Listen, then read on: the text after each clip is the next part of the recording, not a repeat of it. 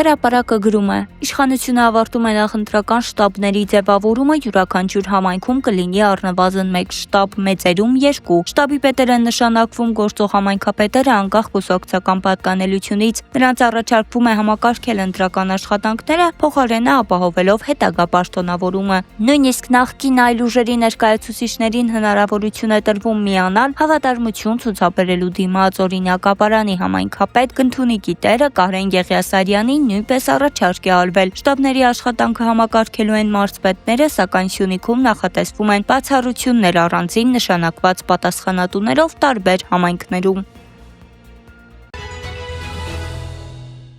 Ժողովուրդ թերթը գրում է. ԿԿՀ ներկայացրած պաշտոնյայի նվերների հաշվառման ձևաթղթից պարզեցինք, որ Ալեն Սիմոնյանը մի շարք նվերներ է ստացել 2026 թվականի փետրվարի 4-ից 7-ը ՌԴ կատարած պաշտոնական այցի շրջանակում։ Մասնավորապես ըստ նույն աղբյուրի Դաշնության խորհրդի նախագահ Վալենտինա Մատվիենկոն նրան նվիրել է ժամացույց Դաշնության խորհրդի տարբերանշանով եւ պահոցով, որի արժեքը գնահատվել է 149,658 դրամ։ Նվերը հանձնվել է փետրվարի 5-ին Մոսկվայում։ Մատվիենկոն Սիմոնյանին նվիրել է եւս մեկ հուշանվեր ձմեռային անտառ նկար, որի արժեքը կազմել է 249,430 դրամ։ Այն նույնպես ստացվել է նույն օրը պաշտոնական այցի շրջանակում։ ԿԿՀ ներկայացրած ձևաթղթից պարզեցինք նաեւ, որ Ռոսատոմ կորպորացիայի գլխավոր տնօրեն Ալեքսեյ Լիխաչովը Սիմոնյանին նվիրել է հուշանվեր, մատրյոշկա եւ ռեակտորի արձանիկ։ Նվերի արժեքը գնահատվել է 159,635 դրամ եւ այն հանձնվել է փետրվարի 6-ին։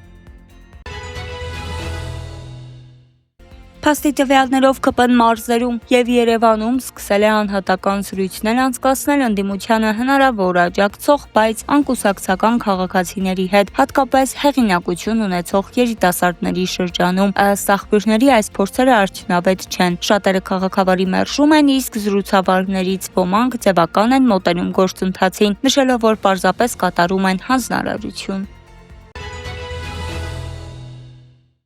Հրապարակի տվյալներով Սպայկա ընկերության սեփականատեր Դավիթ Ղազարյանը ծրագրել էր ստեղծել զեկույց ընդդիմադիր կուսակցությունը Հրա Աբրահամյանի առաջարկով, սակայն ըստ աղբյուրների ՀՀ իշխանությունների ճնշման ներքո հրաժարվել է այդ մտքից եւ պատրաստակամություն է հայտնել աջակցել Նիկոլ Փաշինյանին։ Նշվում է նաեւ, որ դրա հետևանքով Սպայկան կրկին խնդիրների է բախվել Ռուսաստանում, մասնավորապես արգելվել է ծաղիկներով բեռնատարների մուտքը, դրանց ոչ հայկական ծագում ունենալու պատճառով։